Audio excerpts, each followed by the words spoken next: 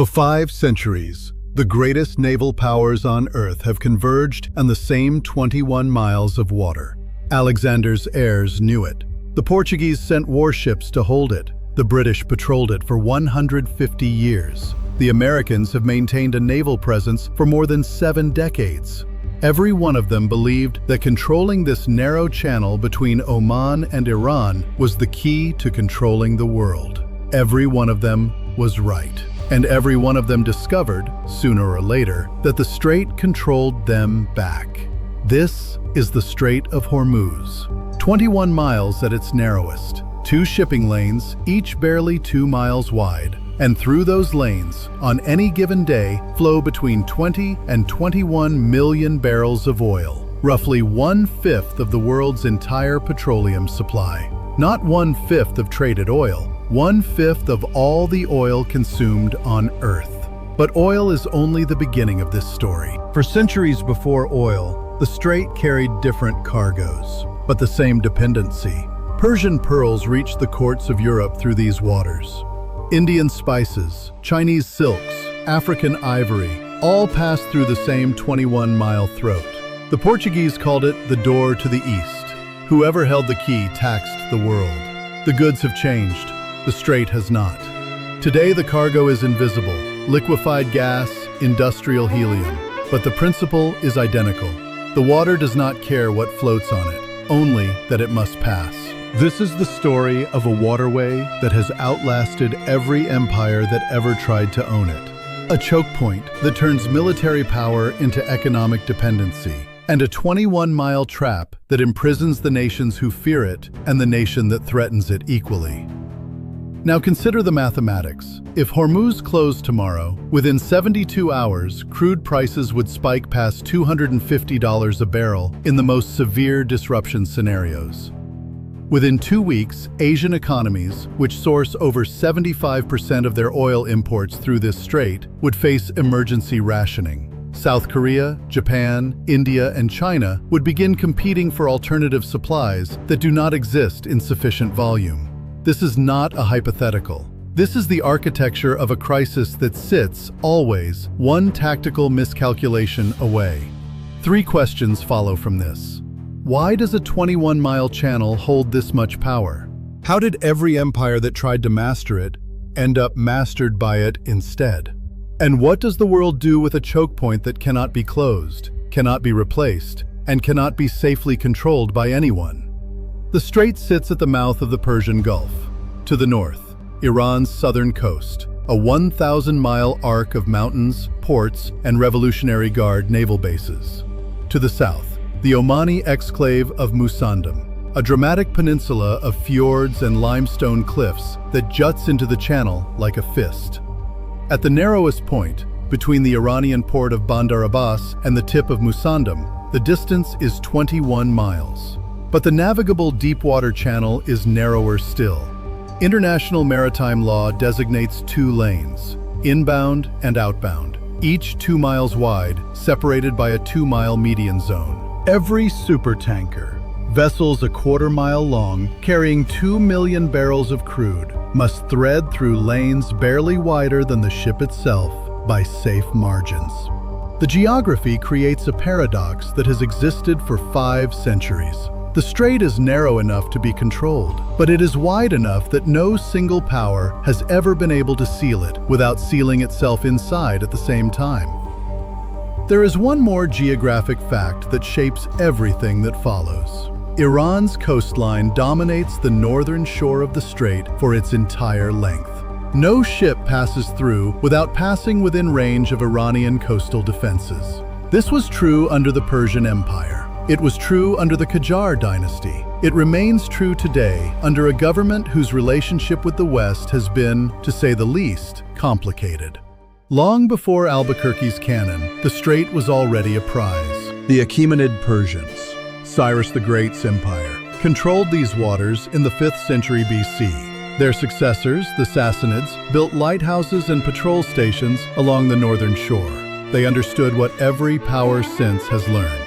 The strait cannot be conquered. It can only be watched, managed, and feared. When the Arabs arrived in the 7th century, they inherited not just the coast, but the ancient anxiety that comes with it. The map did not choose sides. It simply drew the line, and for 500 years, empires have been fighting over who gets to stand on it. In 1507, Afonso de Albuquerque sailed a Portuguese fleet into these waters and did something no European power had ever attempted. He built a fortress on the island of Hormuz, a bare rock at the mouth of the strait, and declared that the spice trade to India would now flow through Lisbon. For 115 years, it worked. The Portuguese collected tolls from every merchant ship. They controlled the most profitable maritime route on Earth. They believed they had solved the riddle of Hormuz. But in 1622, Shah Abbas I of Persia made an alliance that would define the next 4 centuries of this strait's history. He invited the English East India Company, the Portuguese rivals, to help him retake the island. The Portuguese fortress fell, the spice profits dispersed. The lesson written into the rock was this: the dependency outlasts the conqueror. 200 years later, a new power tried a different approach. The British Royal Navy did not build a single fortress. It built a system. After the Qawasim piracy campaigns that threatened Gulf shipping in the early 19th century, London dispatched a fleet that destroyed the Qawasim fleets in 1820 and imposed the General Treaty of Peace, the first of a series of agreements that created what historians call the Trucial States, now the United Arab Emirates. The British did not own Hormuz.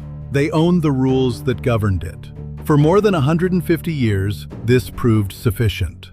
Through the 19th century, the Persian Qajar dynasty watched helplessly as British gunboats dictated terms in the Gulf. Tehran claimed sovereignty over the northern shore, including the islands of Abu Musa and the Tuns. But London's Royal Navy enforced a different order. In 1869, the British laid telegraph cables along the seabed of the strait, connecting Bombay to Basra without Persian permission.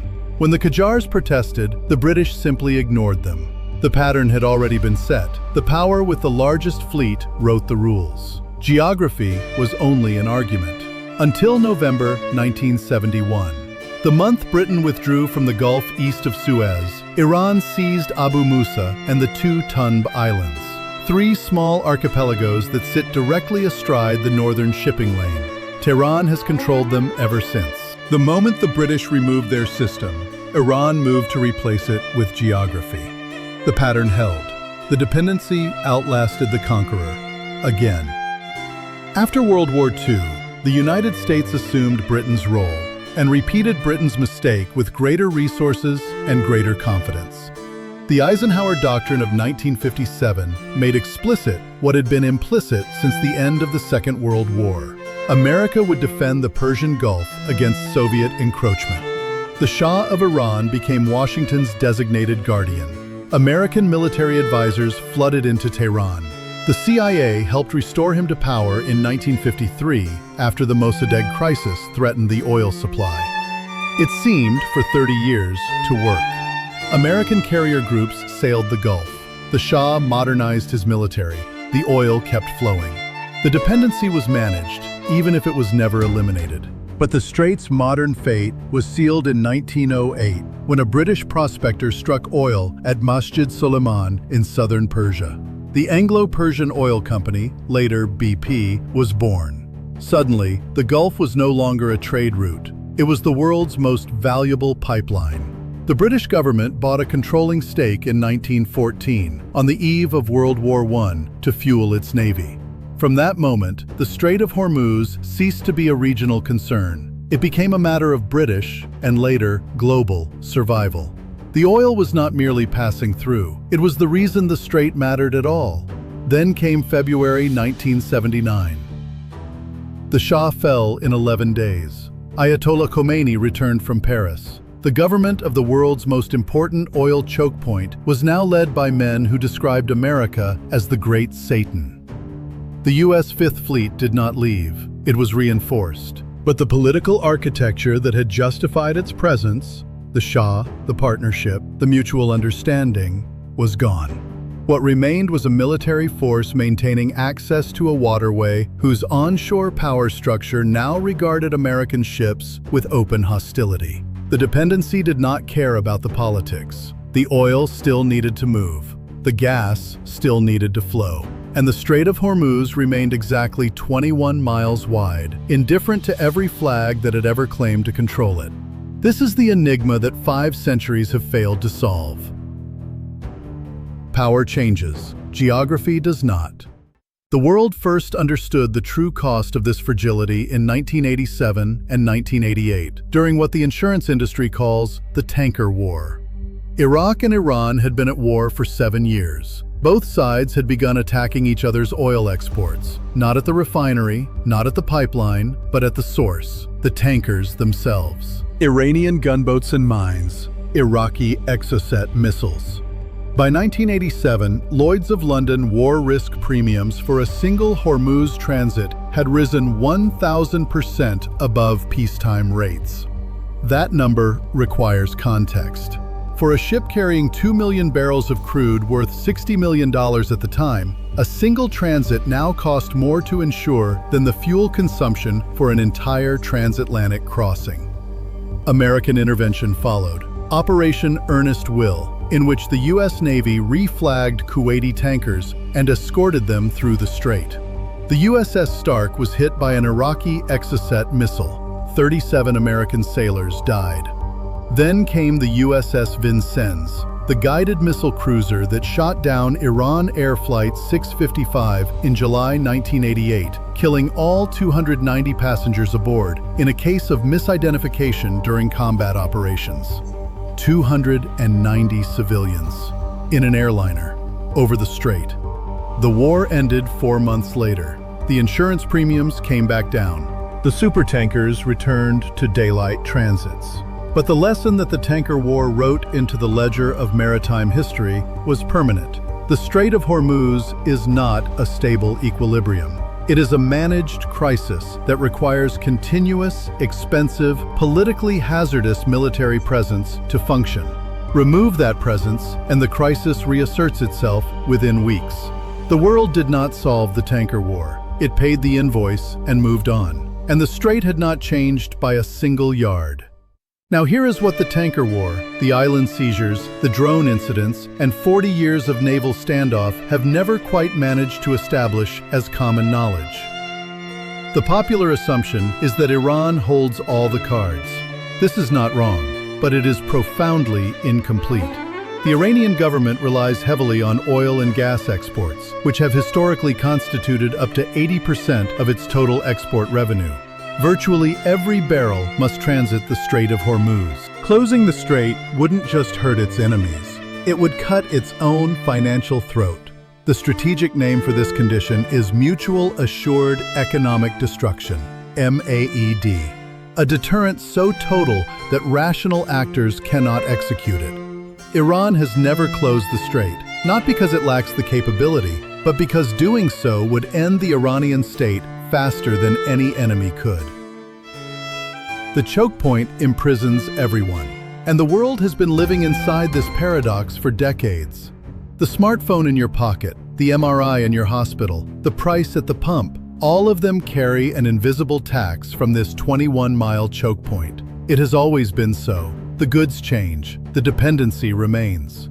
Before oil made the strait famous, another resource sustained the Gulf's coastal economies: pearls. For thousands of years, Persian, Arab, and Indian divers risked their lives in these warm, shallow waters. The finest pearls in the world, smaller than a pea, worth a king's ransom, passed through the same 21-mile channel. The pearl banks lay just inside the strait, near the islands of Bahrain and the Tuns. Whoever controlled the water controlled the harvest. The Portuguese taxed it, the British protected it, and when Japanese cultured pearls destroyed the market in the 1930s, the Gulf's economy collapsed overnight. A warning, in miniature, of what dependence on a single choke point can do. Today, the numbers are staggering. 100 ship movements every 24 hours. Supertankers the length of skyscrapers. But the geometry is the same as it was for Portuguese carracks and British frigates. A narrow throat, a single lane, no alternative. The world built itself around this choke point, and then forgot it had done so. 5 centuries of history at the Strait of Hormuz can be reduced to a single observation. Every great power that arrived here Portuguese, British, American, arrived with the same conviction that sufficient naval force, sufficient diplomatic skill, sufficient institutional commitment would finally crack the choke point open and make it safe. Not one succeeded, not because they lacked power, because the strait is not a problem that can be solved by power. It is a structural condition, a geographic fact so deeply woven into the architecture of global trade that removing it would require rebuilding the entire energy economy of the modern world from the foundations up. Iran understands this. The U.S. Fifth Fleet understands this. The tanker captains threading their VLCCs through those 2-mile lanes at 3 in the morning understand this. What they all understand, and what 5 centuries of empires learned the hard way, is that Hormuz is not a choke point you hold. It is a choke point that holds you. The Portuguese, the British, the Americans. They did not lose control of the strait. They discovered that control was never the right word for what was available. What was available was always only management of a dependency too large, too deep, and too structurally embedded in the foundations of civilizational life to be governed by any single power. The next fleet will arrive. The next sanctions package will be assembled. The next incident, a seized tanker, a drone strike, a stray mine, will send premiums spiking at Lloyd's and foreign ministers to their phones. And the strait will remain exactly 21 miles wide. Because the only thing history has ever proven at the Strait of Hormuz is this: the water does not remember its masters. It only remembers its hostages.